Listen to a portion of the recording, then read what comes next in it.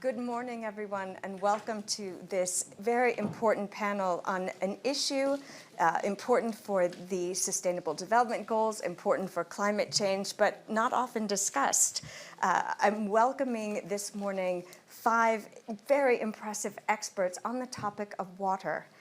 We have Paul Joy Jensen, Elizabeth Watuti, who's the CEO. I should introduce who they are: the Group President of Grundfos and CEO, founder of the Green Generation Initiative, Elizabeth Watuti, Prime Minister Mark Rutte, Senior Minister Tharman of Singapore, and James Quincy, the Chairman and CEO of the Coca-Cola Company. So what I find fascinating about this topic is when I think about water, I remember that iconic photograph from 1972 of the blue marble, that we look down at the world and it is 71% water. And yet only 1% of that is fresh water.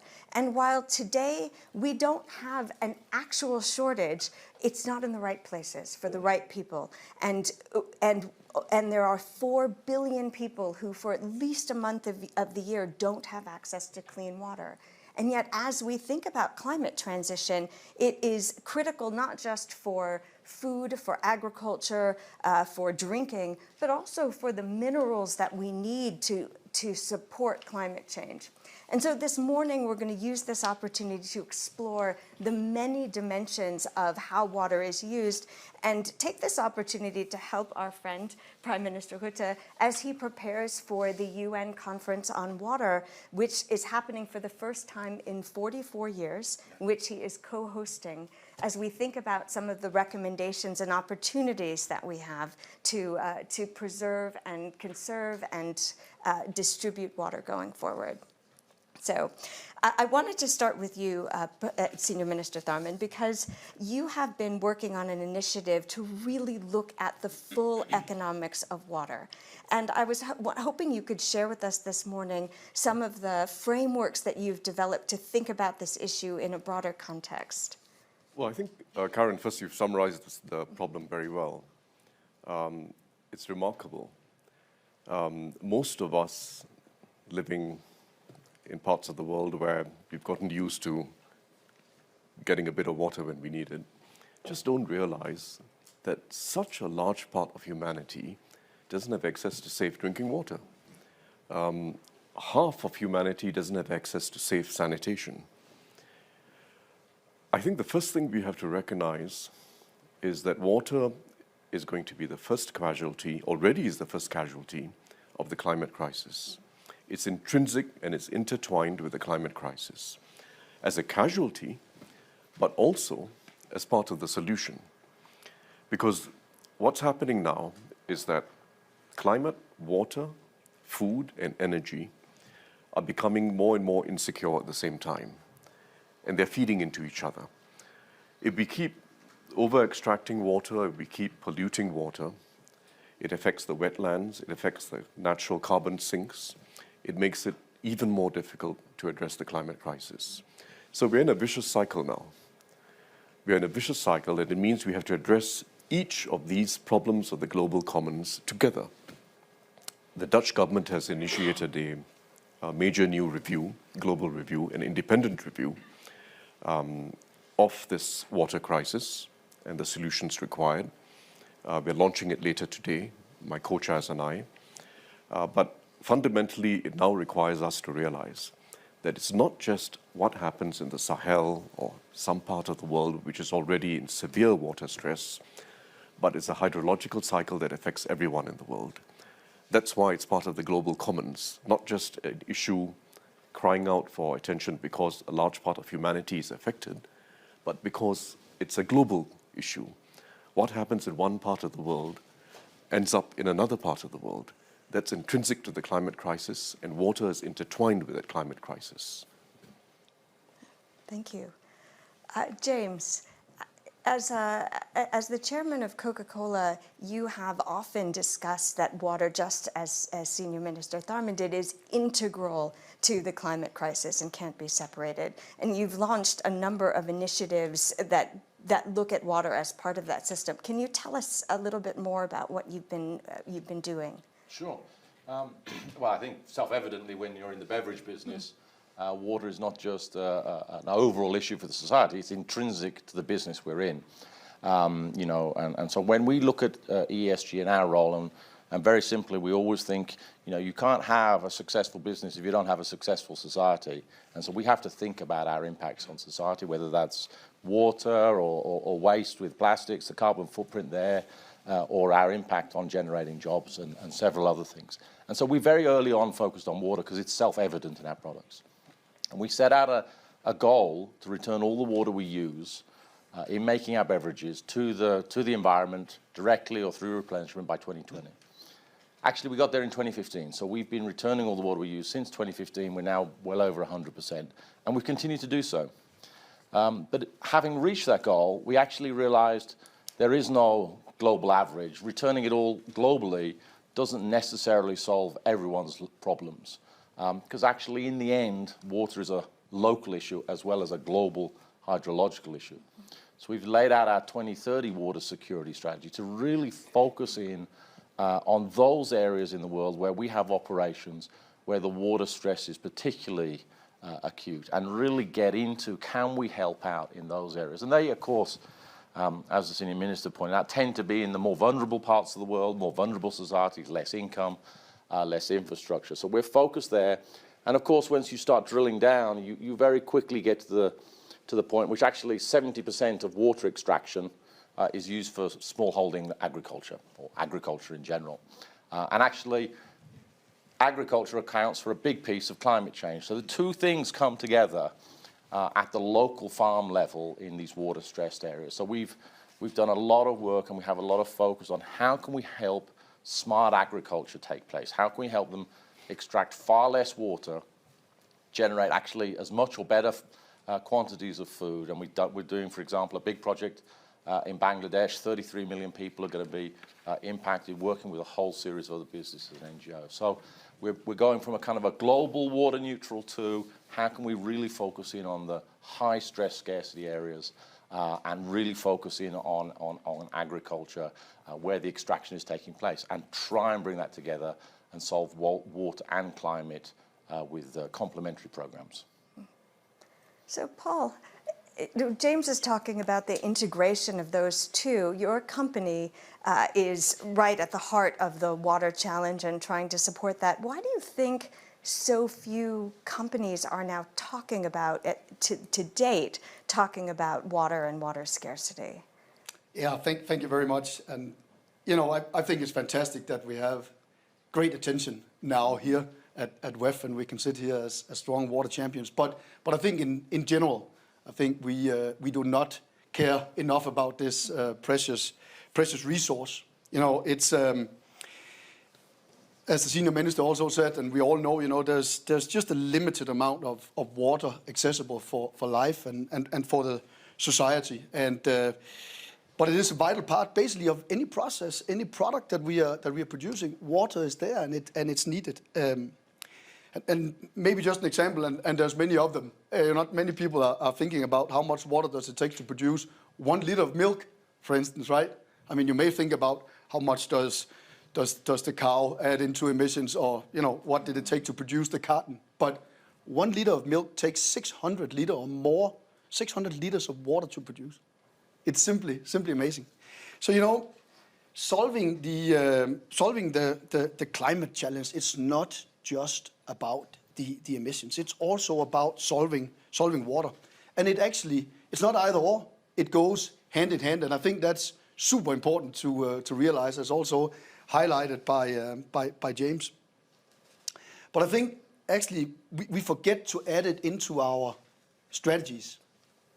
We forget to add it into the total end-to-end of our supply chain in our thinking in that. And that I think we need to do something about. And maybe just another, maybe a little bit scary example, but it goes hand in hand, you know, around electrical vehicles and batteries. You know, it takes 2 million liters of water to produce 1 kilo of lithium, right? It is absolutely insane. So, you know, and then sometimes, you know, or actually the way you produce it is in a water scarce area, right? In Peru or a place in China, it's just water scarce. So that is super damaging. So, you know, I think the Paris Agreement and the 1.5 degree goal or target that we all set together, I think it's something that we can now all relate to, and I think it means a lot to all of us. It has made us all aware of what it is, and we're actually building scale based on that. And honestly, we have a common language on climate, but we don't have that on water. And that's in my view, that is exactly what we need to have in order to progress towards a common goal. Wonderful, thank you. So Elizabeth, you are here in two purposes, really. One as the founder of the Green Generation Initiative, and the other as the next generation. We used to describe, there's an American expression which is so inappropriate. We used to say at the coalface, which means you're right at the edge of the problem. It feels like for climate change and water, that's not really the analogy we want to use. But you are inheriting the problems that we have created. And would love to hear from you your advice to us, what you're seeing, first of all, on the impact of water, and your advice to us on how to start to think more specifically about those impacts.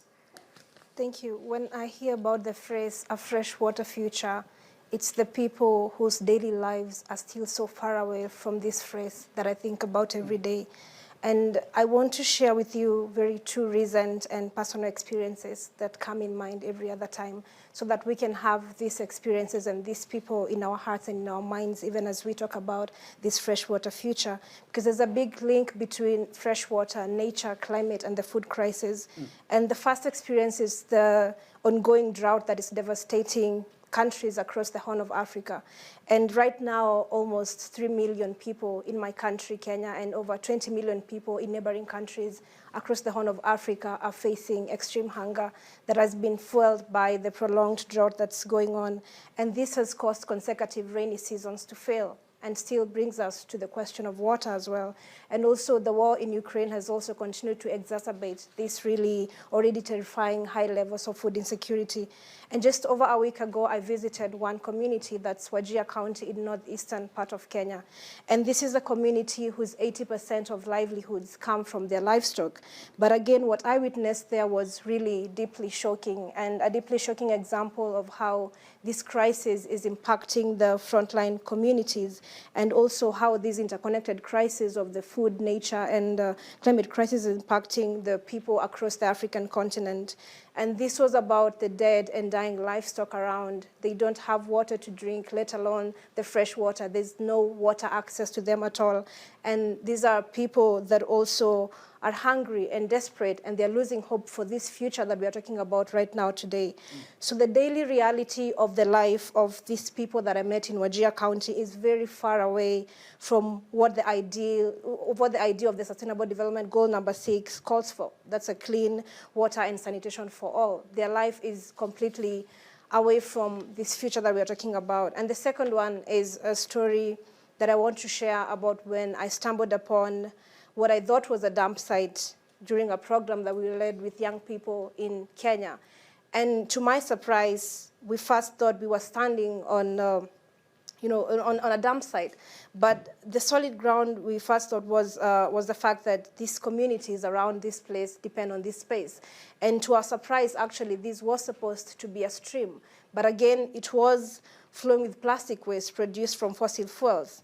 And we thought to ourselves, what would these communities be using each and every day as water? Because this is their only source of water as a stream. But again, there's no water for them at the end of the day.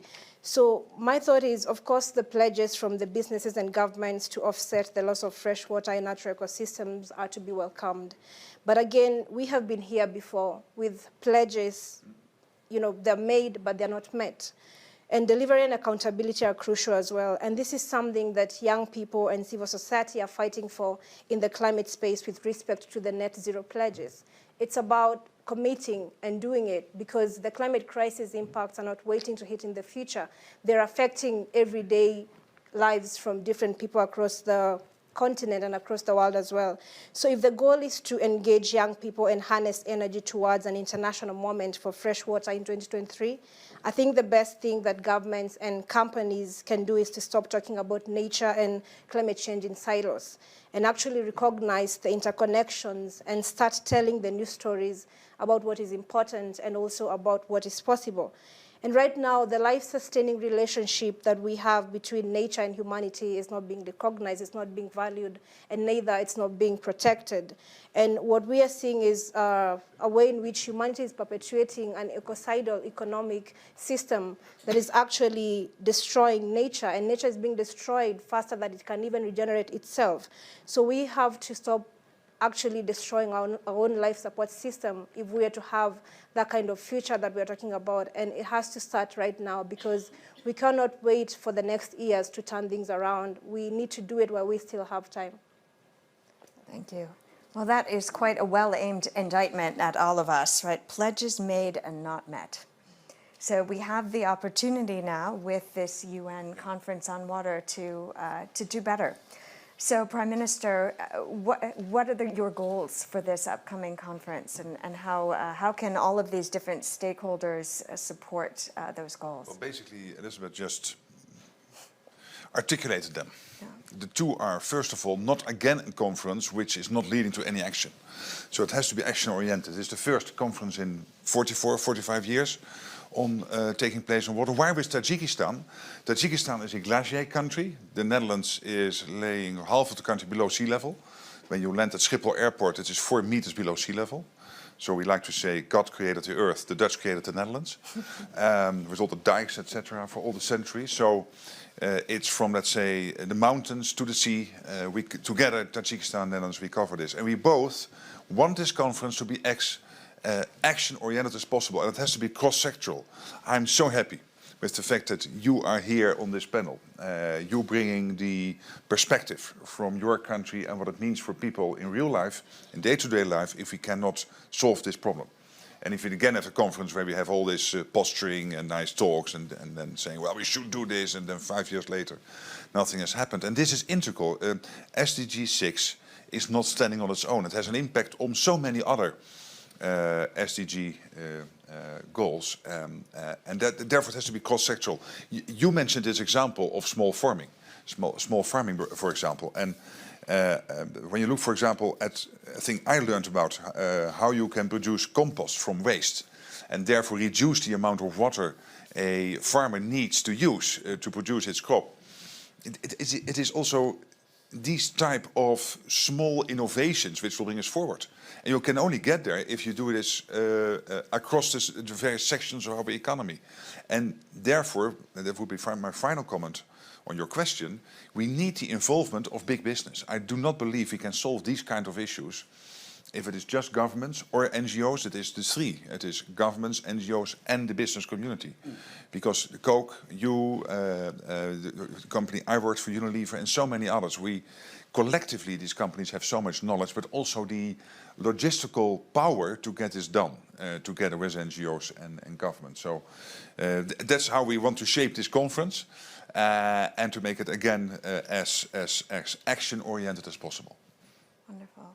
So, Senior Minister Tharman, Elizabeth left us with a really powerful image of a river of plastic, a dump site. You've just come back from a conference in Geneva talking about these issues. How can we inject that sort of imagery, that's the combination of plastics, fossil fuels, recycling, water shortages, food, into this dialogue more effectively, do you think? And how do we link those economics in a way that really can land and be understandable? So I think we have to be first motivated by what Elizabeth said, that this is basically a crisis of lives and livelihoods for such a large part of humanity. And we need to find, as Prime Minister Rutte said, practical, concrete solutions to address it. The key that links the two is governance at every level, local, regional, federal, within sovereign states, and international. we have to, one way or another, we're going to have to invest more. And we're not going to be able to mobilize and sustain investments at a much higher level. Essentially, if you just talk about the low and middle income countries, it needs about $300 billion per year. $300 billion per year.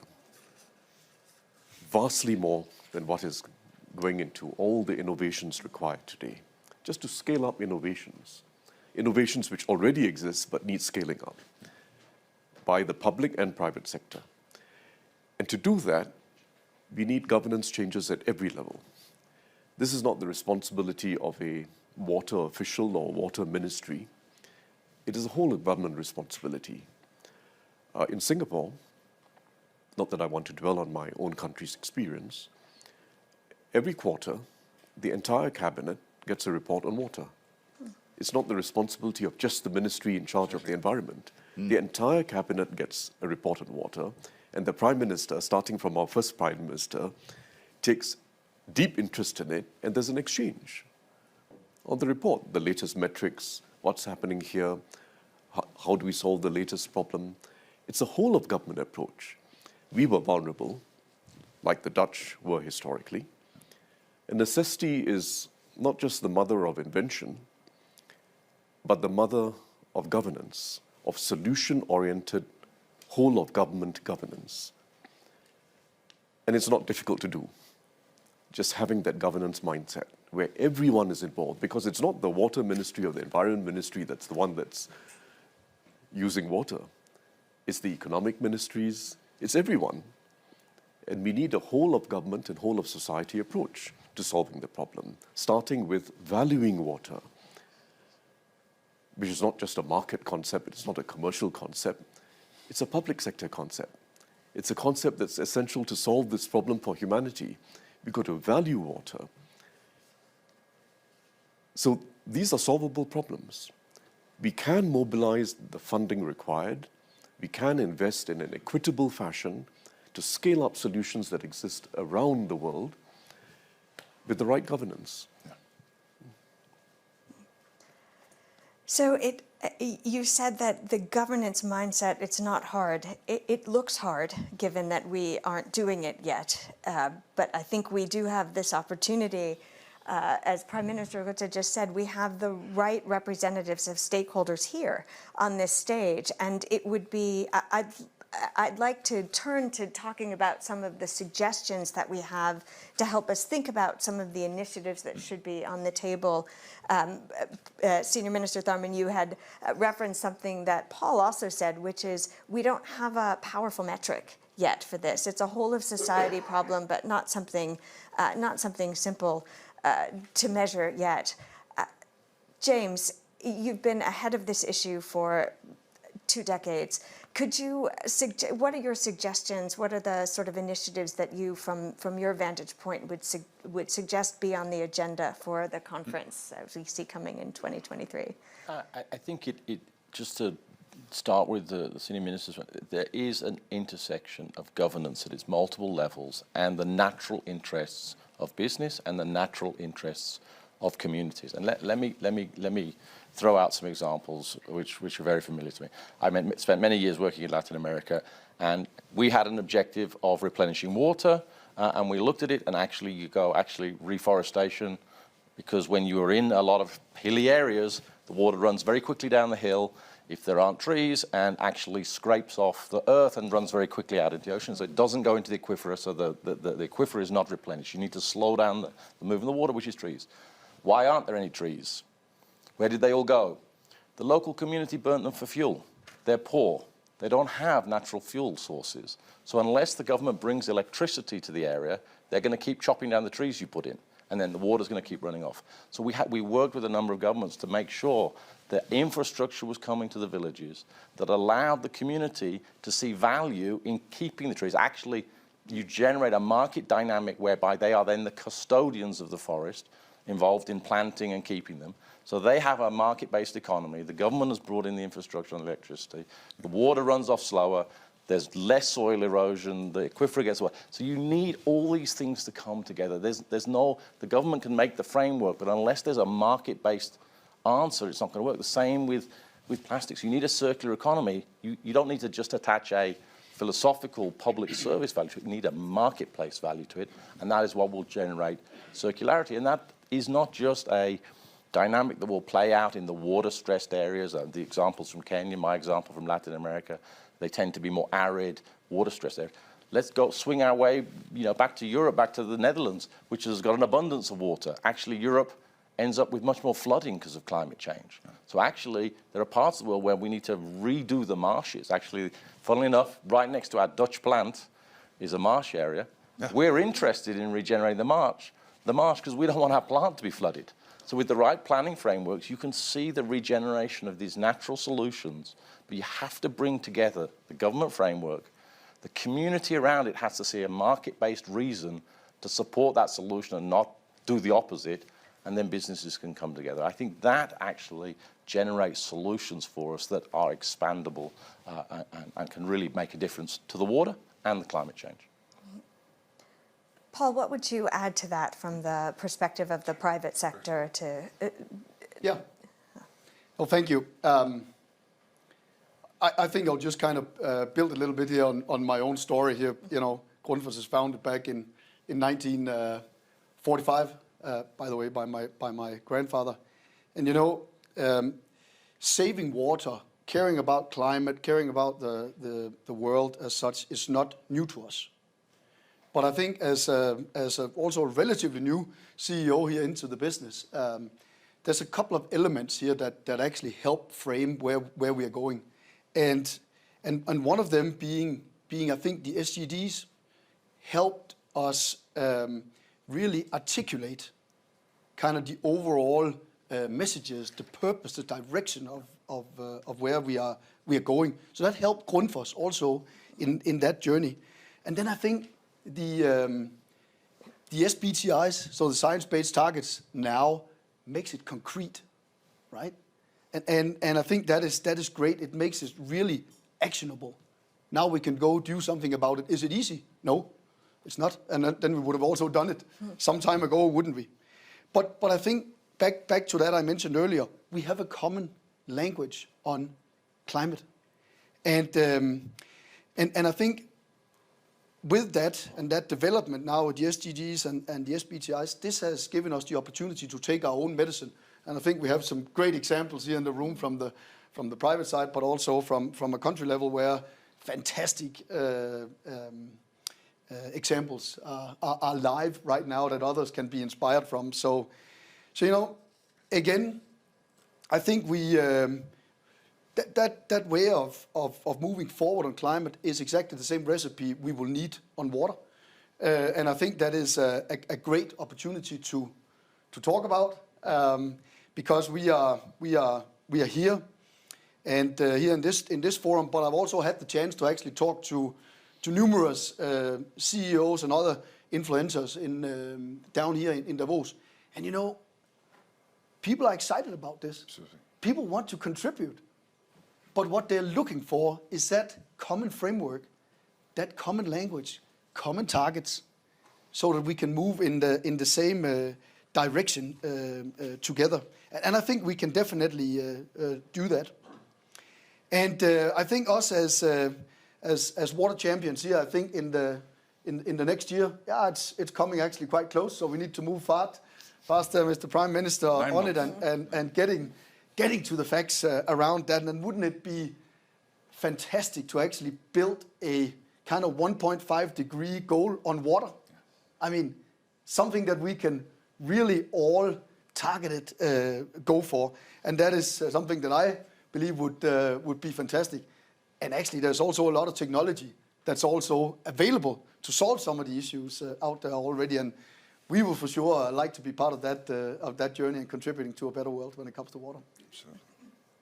So, James and Paul, to both of you, just to stay on the private sector initiative, what do you think is missing? You mentioned a clear target, that there is energy behind this, and yet it's not something, frankly, that we read about much. We hear a lot about companies' ESG goals, but not water specifically. What do you think is missing? How do we motivate more companies to be out front talking about this or integrating it into their ESG strategies? I think the simple answer is, no pun intended, you've got to go with the flow. And if going with the flow means you've got to attach it to climate change, then we attach it to climate change. Right.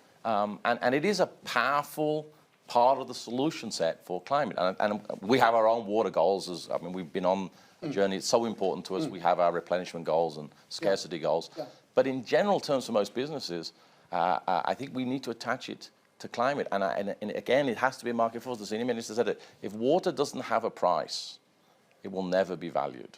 If it takes how many millions of liters to make a kilo of lithium? That's a lot of water. So, we have to value these things, and that's one of the great barriers on water, is that actually, as I said, 70% of the water is used by small-scale agricultural farmers. Imposing a price on them is very economically damaging. But unless water has a value, it's going to be very difficult. So if we could value water in the same way we could value carbon, then the market will be the mechanism to drive the result. Yeah, maybe just a short follow-up to that. Karen, you make it sound a little bit easy and like that everybody has got the ESG and a focus on water. I don't think so. So I think this is a major shout out to the world to actually start putting this on the agenda. I think, big, small, gigantic, government, whatnot, companies, they can all engage in this journey here. But let's create a common framework so everybody can move in the same and the right direction here on this. So more emphasis. Thank you.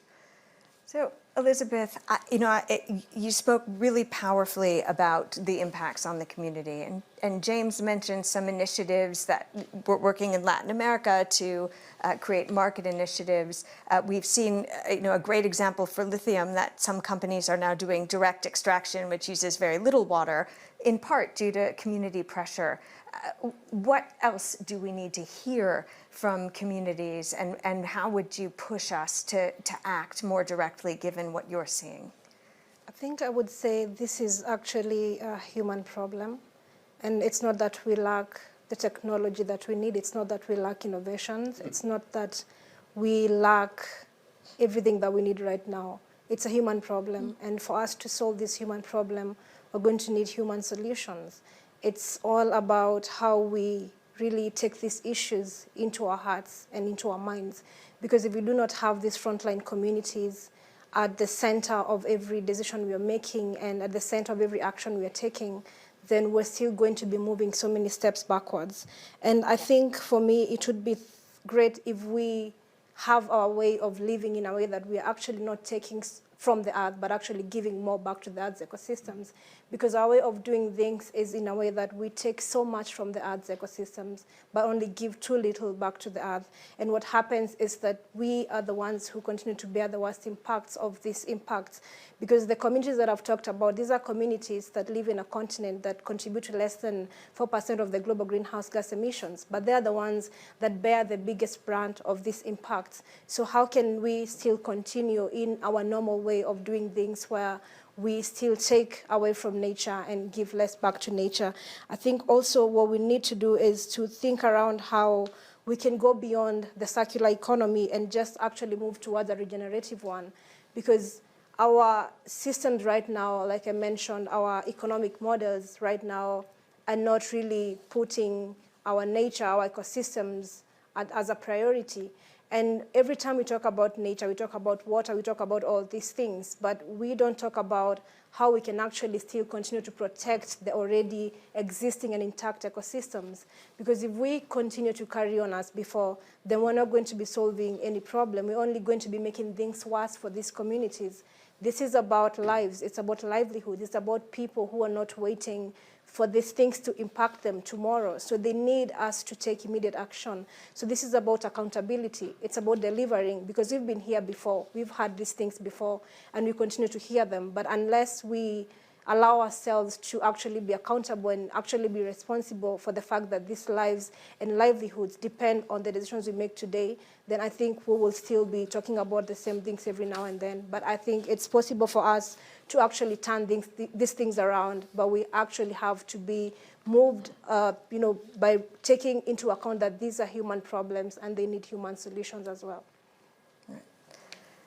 True. So human problems, human solutions. You've got some initiatives on the stage. How can we encourage all of these stakeholders to help continue to put more drive behind these initiatives? What's missing in your view in this discussion that we should think about for next year? Well, first of all, this is a fantastic panel because we have all these various societal forces here. The business community, government, the NGOs, society. My take out from this discussion and this debate is that we have to focus on a couple of issues. One, of course, is governance. And governance could maybe even help to get the human focus back as soon as possible at the local level. I know that in my country we have these local water authorities. They are helping 25 local water authorities in countries in Africa and other parts of the world, in 15 countries, on very practical stuff. So that there's practical stuff focusing on, for example, how to adapt to climate change, a big one, but also how to improve and expand service delivery, very practical, and to improve their credit worthiness. And what basically they're doing is they are focusing on to scale up and replicate what is working for us, and in those parts of the world they are helping, but also to tell them, please discontinue or change what is not working, stop this. Innovate what needs to be improved. And then, of course, there's the question of funding. That is the second theme coming out of this debate. We need the money. Now, one of the things we are doing, and many other countries are doing, is that our public climate financing towards developing countries already goes into adaptation, most of it. More than half, or about half of our funding in that area goes to adaptation. This is something we as governments can work on to ask others to do more of.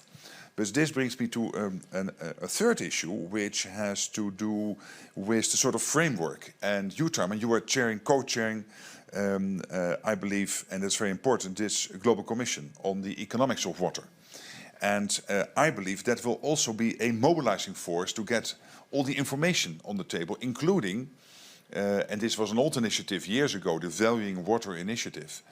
But we have to feed this into, I think also, if that was the idea, I thought it was the idea to do, into this commission to make sure that we have that data on the table. And then if we can bring that together and indeed have businesses and governments and NGOs sitting there in March next year, but in the run-up to that moment, bring to the table all these practical initiatives and show us what can be done. And at the end of the day, the test is whether in your villages you were mentioning, the two examples in your first intervention this morning, whether it is an answer to that, the stream of plastics, the access to water, because that at the end of the day is the test.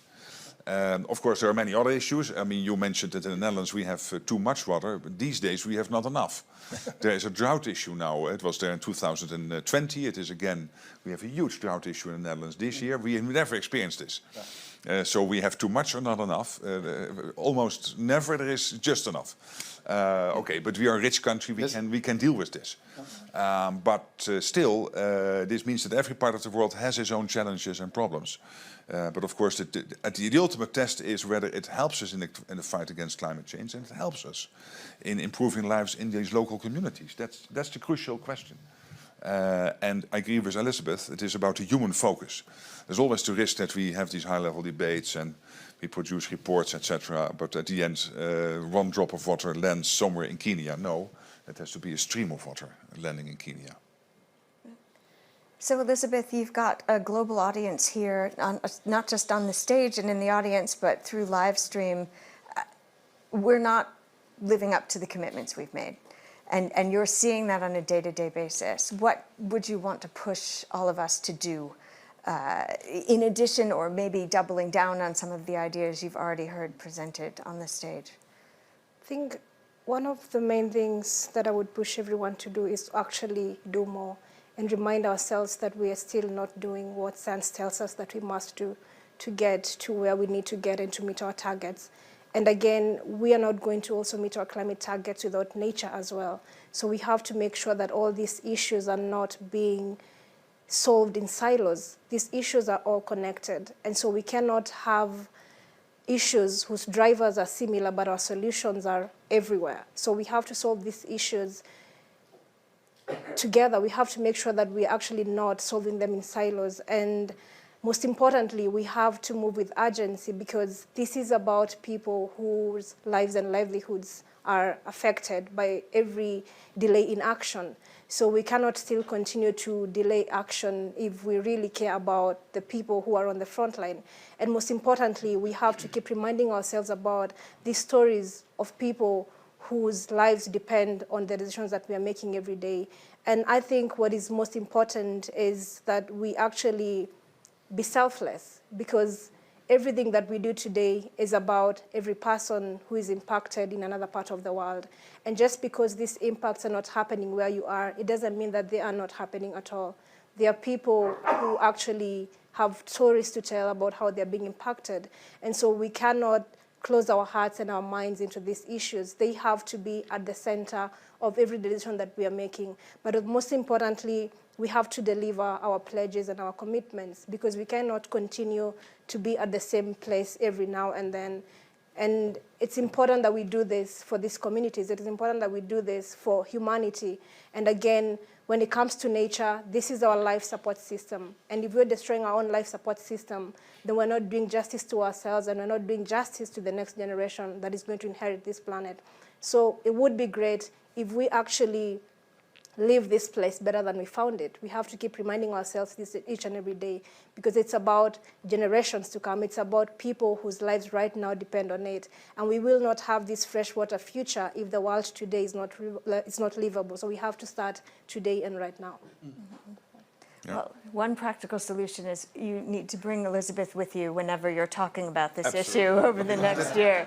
This is very powerful. Yes. And it is really very inspirational. Also inspires me to do even more. And you are so right. It is through the silos, across sectors.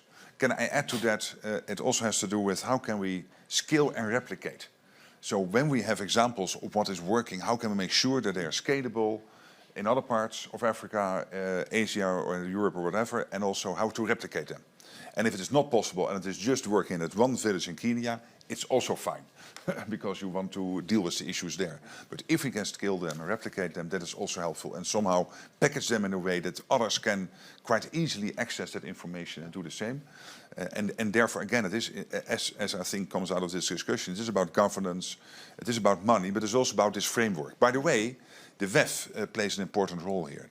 The fact that we sit here together, but also that in the coming month, the WEF will try to bring together these various tracks, which are sometimes working a bit siloed at the moment, separate from each other, but to bring them together will be very important. So in that sense, it's also the WEF 2.0 being also very active in between the meetings. I don't know about you, Prime Minister, but I was listening with admiration when the senior minister was talking about how in government, Yes. the reports that cut across, that every ministry has been given accountability, which is what our colleagues were talking about in the private sector, the measurements, the accountability. How did that initiative get started? What advice would you have for the people listening from the government sector as to how they can replicate that level of accountability? Well, I suppose, countries like Singapore and the Netherlands started this early because we were vulnerable. We were water vulnerable. The world is now water vulnerable.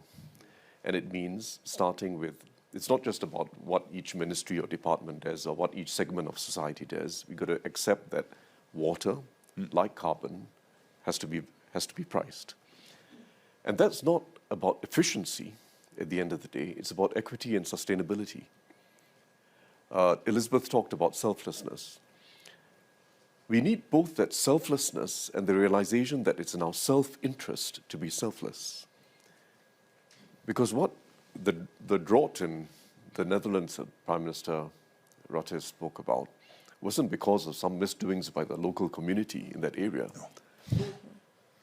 we are all affected by what happens in every part of the world. That's why the climate crisis and the water crisis are about the global commons. What each of us do contributes to the problem somewhere else in the world. We spoke about the fact that irrigation practices, they need to be completely redone so as to use less water and to have less pollution in the runoff, right? But think about what all of us as consumers do. A large part of the water consumed in North America, let's say, an advanced group of societies, goes towards producing grain for cattle, for livestock. A very large part. So the same questions we ask ourselves on climate, how much beef should we be consuming, are the same questions that we have to ask for water. And there is an intersection of solutions that addresses both climate and water, rather than pitches climate against water, that we've got to focus on. You spoke about lithium. You can say the same about copper, by the way. Yeah. Very water-intensive products. Yes. And if we think of climate by itself, we can solve the problem with the right will, with the right resources, with the right pricing. But we might be creating an even larger problem on water. So we've got to think of them together and find solutions that basically solve both of them together. But being selfless and being self-interested is the same thing when it comes to the global commons. What goes around comes around. Can I just emphasize one thing, what Singapore is doing extremely well, which is rigor. And rigor doesn't cost money. It doesn't cost $1 to have the Prime Minister ask every member of the Cabinet, have you read the report, and what do we learn from this? And we are not doing this in the Netherlands to that extent. So I'm learning from this example. I think we should do that better. Because also we all have these reports, but we are not discussing them at that level of detail. This doesn't cost you 1 cent. It's just a question of focus, of rigor, and that's something we can learn from Singapore. And I just wanted to mention later today there is the Champions of Water Community also coming together here at the WEF. Liesje Schrijnemacher, our Minister for Foreign Aid and Foreign Trade, will be there also to collect initiatives. So I think this is not the final say today, but just the start of a whole day of water debates. So the challenge is pricing in this externality. It's the selflessness and the self-interest. And both of you touched on the market initiatives, a measure. How do we start to attack the problem of pricing water appropriately for its usage? Any ideas? Well, that's clearly in the governance bucket, I think, going forward. And I think the challenge is not pricing water, because actually, in most places, there is a price for water if you're an industrial user. The question is, how can we give it value for the vast number of users, recognizing that most of them are on a few dollars a day income. Yeah. And so charging them for water is going to be, catastrophic. But then we need to find a mechanism that encourages them and provides them new methods of irrigation, first and foremost, that allows them to use a lot less water. And then if they don't, there's some price to using more water. So it is a micro level problem, and maybe there are mechanisms in that microfinance sector where you can give credits to use a certain amount of water, give credits to have investments in simple things, drip irrigation, and yet if they use more water, then they don't get a credit for it, so then they have to start paying for it. So there might be solutions in there, but it's not sexy like going to Mars. It's actually very straightforward stuff, millions, if not billions of times. Mm-hmm. Yeah. Paul, the tricky cold call question, how do we do this? Any other, anything to add? Well, I think it will be important, but and putting a pricing on water, but I think in different parts of the world, you are in different situations, and just kind of adding one model, one business model into that, I think is very difficult. But a focused pricing on water or a tax or whatever it is, if you don't live up to it, like we have a green tax now established in Denmark also, slowly getting some of these mechanisms there in place, I think is important. But I think you gotta add it or scale it depending on the situation and the maturity that you are in as a country. But overall, I think that's also a great point to add into the overall UN conference coming up. Excellent. Yeah, Prime Minister, I mean, you said yourself the Netherlands is dealing with droughts and floods. Could you imagine and- my country dealing with droughts? But you can Second afford time it. in 2 years. Yeah, but you can afford it. Yes, we Right, have you the can money to- afford to yes. solve it. And so how... Exactly, and that's different from Kenya and so many other Yes. countries. Yeah. So, and that's why we need to work on to get this done. And I very much like what James was saying about the very practical aspects of valuing water. I'm not an expert on this, but it is clearly a separate work stream we have to work on. And a lot of work has been done already.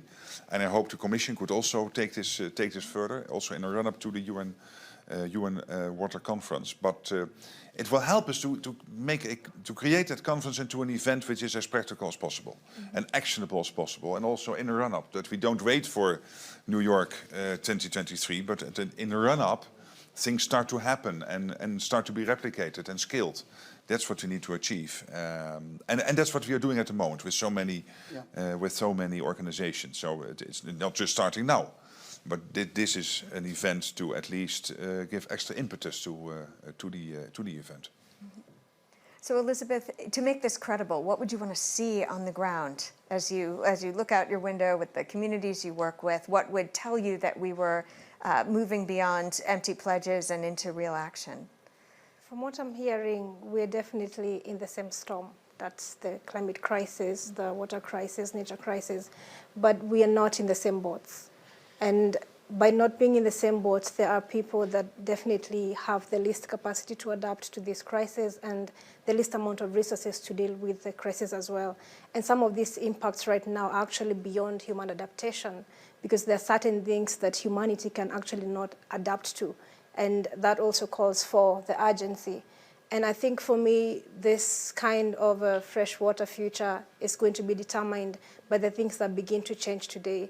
But the fact that women will not have to walk for long distances and miles to look for water and food for their families, the fact that they will not have to dig hand-dug wells that are not even safe for consumption to give water to their children, and the fact that children will have food and water, people will be able to live in a community where they don't have to actually have conflicts over resources, because we will teach ourselves how to actually give back more to the earth's ecosystems than we take.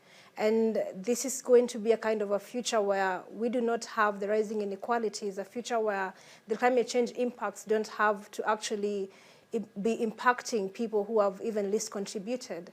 And this is only going to be made possible if we deliver and allow ourselves to also be held accountable, because then this is about the actions we are taking today, the decisions we are taking today, and how we are actually choosing to respond to this crisis. And all these things are going to be realized. It's possible, and this is the kind of future I envision. This is the kind of world I want to see. But this world is not going to be possible for me. It's not going to be possible for every child out there if we don't begin to do things right now. Because we cannot promise a future and assume that people will get to that future if the world today has certain things that make it not livable. So we have to begin turning things around right now to give that kind of future to me, to the children, and the next generations that are to come. Thank you. So, yes, I was Super inspired by what Elizabeth here is talking about. Maybe just a concrete example that is also scalable. So last year we contributed with fresh or clean drinking water for 1.6 million people, many of them in Africa. And next year it's going to be 2 million. That would make me really proud. And then in 2030, 300 million people that do not have access today will get access to clean drinking water. This is by sustainable solar pumping solutions. And it's not just about the product, it's actually about the business model. It's about the local education of people on the ground so they can actually maintain, understand, but also learn about the precious value that water actually is on the ground. And then they can actually start this into a sustainable future for society. How does that work? Absolutely. We can take into the technical details, but in general, no, not technical, but practical. How would that? A pump is actually a groundwater pump into the ground. It is run by solar cell. The water comes up and is actually cleaned by a cleaning unit, and it makes it So this is standalone, standalone unit, and there's actually a little kiosk system where people can actually go and get acquainted and actually pay for water, buy water, but it's kept locally in the community. It's a fantastic little system. We have actually worked with Coca-Cola on that in a couple of places as well. So we are, and anybody can join in on that great approach. We would love to welcome people. Right, and we're how do working they with do local that? NGOs. Local NGOs are helping us on the ground. Yeah. So, Paul, how do they join in? They, what's the contact? Please contact me. Contact Yes. Grundfos. Wonderful. Absolutely, we'd love to join in. Thank you. Thank you. So you hear those initiatives, and I had heard about it, but not as eloquently as you just here put it. Yeah. It might be solvable. It's affordable, and it's also affordable. Yeah, it's good solutions. Absolutely. Great. Yeah. Right. So other practical solutions, I mean, Paul, this is really inspiring at the end of a rather depressing discussion of the current situation. Other things that you've seen in your global travels, Paul, James, Senior Minister, that we'd want to bring in here, or Elizabeth, that you've seen some positive signs on the ground? No, I mean, the good thing, by the way, is that far more so than in addressing the climate crisis, where some of the technologies required, carbon capture, green hydrogen, and so on, are still being developed. Right. In water, the technologies exist, by and large. They have to be made affordable, and you make it affordable by adapting the technologies so they're suitable for every village in every country. But you also make it affordable through scale, and we need to scale this up. Yeah. It requires some finance, but the finance will come if in fact the technologies are working to deliver value. And value is not just the commercial value, it's how it's changing people's lives. I mean, what Elizabeth said about women having to look for water, 40% of the time of women in rural Africa is spent daily, 40% of the day is spent looking for firewood and water. So it's a life transformer. And if they save that 40% of the time, imagine what else they'll be able to do. And if I can add one other example, which is a totally different issue around water, which is when you have too much. And of course, in the past you will build dikes, and they are ugly, they're concrete. What we have developed with countries like Bangladesh, Indonesia, and others is the concept of building with nature. That you have some small interventions, for example, building a small island or some small other sort of artificially created island or whatever, which is then rerouting the flow of water. And by doing that is bringing down the risks of flooding in a way that you are not impacting on the environment, because these dikes can have a huge impact on the environment and also on ecological systems. So also here, the technology is there. And it is sometimes even cheaper to do it in that way than to build these concrete dikes, and you have all these houses disappearing behind the dikes. So one of the most unique things about the frontline communities is the fact that most of these communities have also chosen not to actually be victims, and they're also working on solutions on the ground to try and deal with some of these impacts. And we can see a lot of resilience with how they're trying to do certain things. And what excites me the most is the fact that some of these solutions are actually greatly inspired by the late Professor Wangari Maathai, who has also greatly inspired the work that I do each and every day.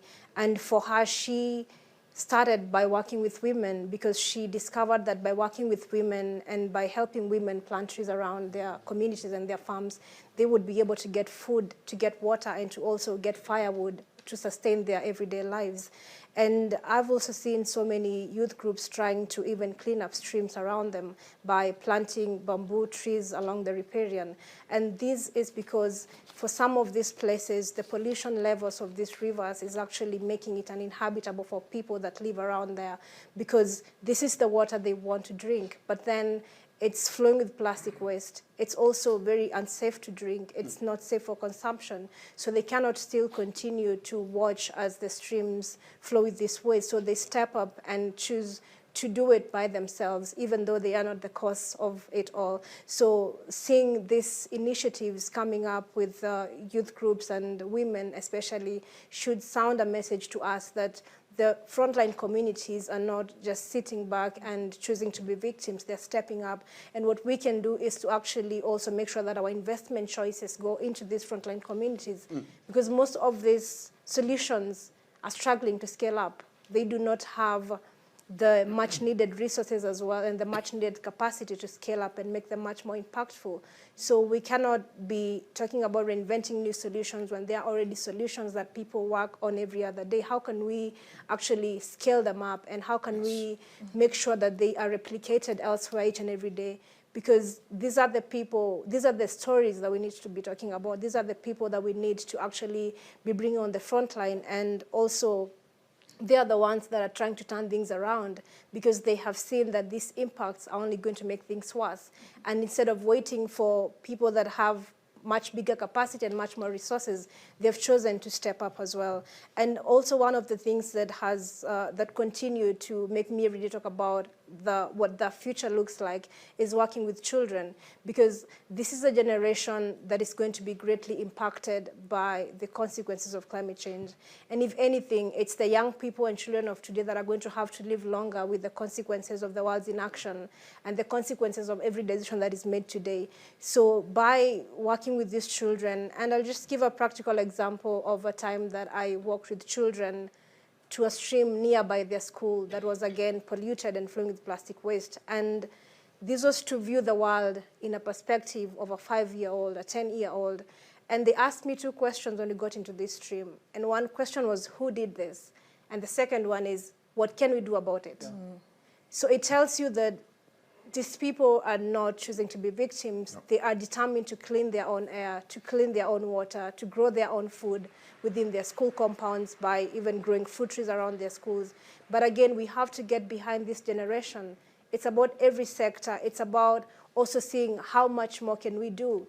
These people, that's the best that they can do. But I would assume for governments and a big company, they can do much more than these communities can do. So if we all get back together and do the best that we can do, and I know the best that I can do is not the best that maybe you can do. So it's about like making sure that we are actually stepping up and working together and and complementing each other's work as well. Because while these people are trying to do certain things within their school compound, I always like to give example with the children that I work with. While they're planting trees within their school compound and trying to green their own school, out of their school gates, they see big businesses and corporations fueling deforestation. And that is undermining their efforts in their school. So it's about how we complement each other's efforts and make sure that every sector is actually doing the best that they can to turn things around, because it's possible. Thank you, Elizabeth. Wow. We can't end on a better note than that. I just want to thank our guests. We have the technology, we have the people to implement. Paul Jensen, James Quincy, Senior Minister Tharman, Prime Minister Rutte, Elizabeth Watuti. Chair. Thank you. And Chair of the UN Applause Conference. for the chair. Karen Harris from Bain & Company. Thank you so much for joining us this morning.